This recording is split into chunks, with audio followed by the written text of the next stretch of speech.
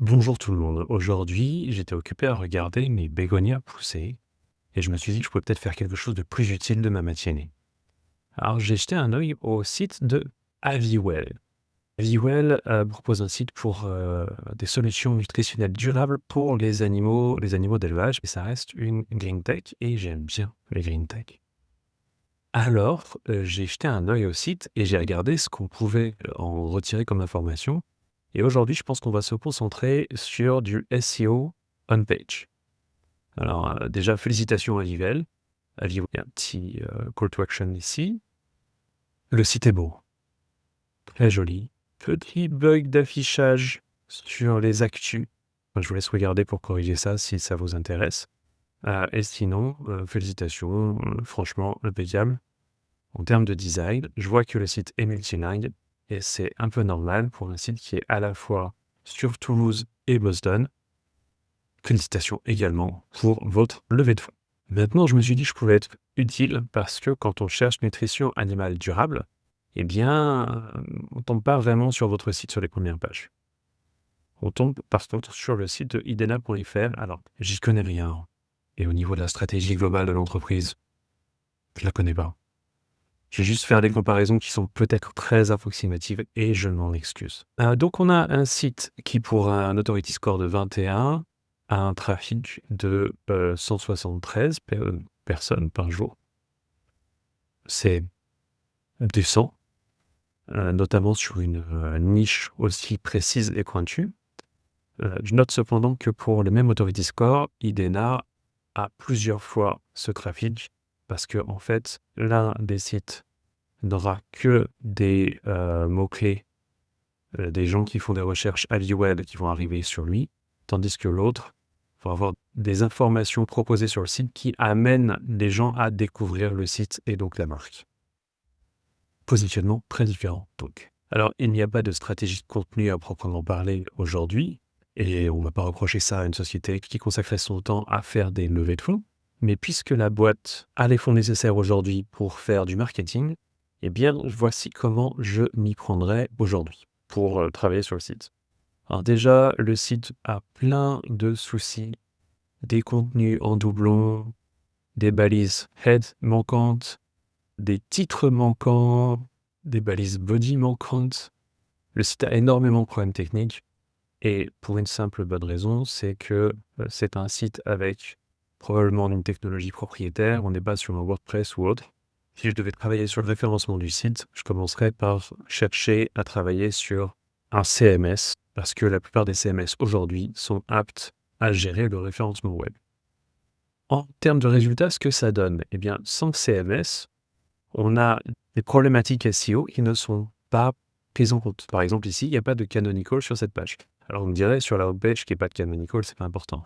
En fait, si, parce que on a un contenu exactement doublé entre la page index.php et la page aviway.fr/fr.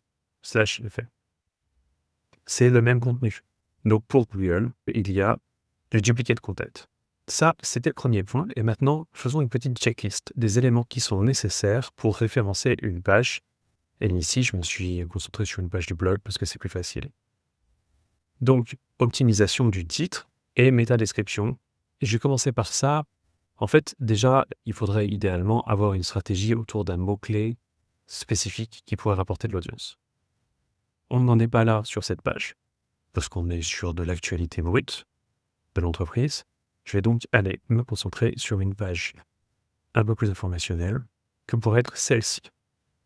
Il y a un communiqué de presse derrière et on parle de l'alimentation des animaux d'élevage. Eh bien, si c'était le cas, il serait intéressant de modifier un peu les titres et d'avoir une structure de titre autour de ces concepts.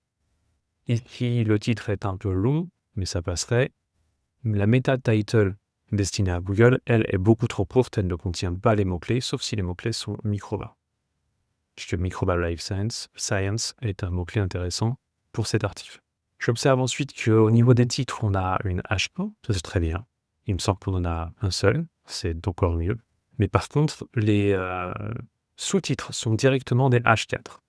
Ce qui n'est pas ce qui est attendu par les moteurs de recherche, à savoir en théorie, on a titre H1, sous-titre H2, sous-titre H3, sous-titre H4, etc. Ici, donc, la balise title destinée à Google est beaucoup trop courte. Il n'y a pas de description. Un problème de canonical, encore une fois. Je vais jeter un œil à la gestion des langues, parce qu'en haut à droite, on observe qu'on a du français langue, mais dans le code, on n'a aucune information. Les informations href langue qui sont ici sont destinées à ce type de problématique, la gestion des langues. Un point intéressant également, souvent, c'est l'URL de la page. En termes de référencement, ça peut avoir un impact. Celle-ci est trop longue et pour tout dire, elle n'est pas acceptée par certains de mes outils SEO. À revoir. On a quelques bons points quand même. Par exemple, visuellement, la page est propre, elle est vraiment esthétique, elle donne envie de lire. Et ça a un effet sur le taux de rebond sur la page. Donc en fait, les gens qui arrivent vont avoir envie de continuer à scroller. Ici, tout de suite, elle est un peu moins élégante, mais ça reste pas mal. Si je pars sur la navigation mobile, on aura un résultat un peu équivalent, si ce n'est que peut-être le titre un peu long n'aide pas à la lecture au début, mais après, très bien. Mais il y a trop de champs. Donc vous diminuez d'autant les chances que des gens vous envoient un message. Les liens internes, le maillage interne, sont également importants. Ici, on observe un lien vers la homepage, malheureusement avec l'URL du site vers la version anglaise. C'est pas très cohérent, on était dans une section de texte français, et en plus, ça serait plus efficace si on précisait Aviwell et puis les mots-clés importants qui désignent le site dans le lien. Ici, un lien externe, c'est essentiel puisqu'on parle effectivement de micro-bras. La page est mobile friendly, on est beau. Par contre, quand je jette un œil aux performances mobiles, je vois qu'il y a de sacrés problèmes de vitesse et d'accessibilité. On a un peu moins en desktop. La page du blog, qui est pourtant assez minimaliste, même si elle est très élégante, met un peu de temps à changer. Voilà, c'était mes premiers conseils pour le site Aviwell et au sujet du référencement on-page. Si vous êtes intéressé pour que je fasse un micro-audit de votre site, moi directement, si vous travaillez chez Aviwell et vous pensez que je peux vous aider, n'hésitez pas à me contacter. J'ai choisi votre site parce que j'aimerais aider la promotion des green tech en général. Et pour ceux qui se posent la question, oui, mes bégonias ont poussé à peu près de 2 mm sur les 2 dernières semaines. C'est pas très visible à l'œil nu.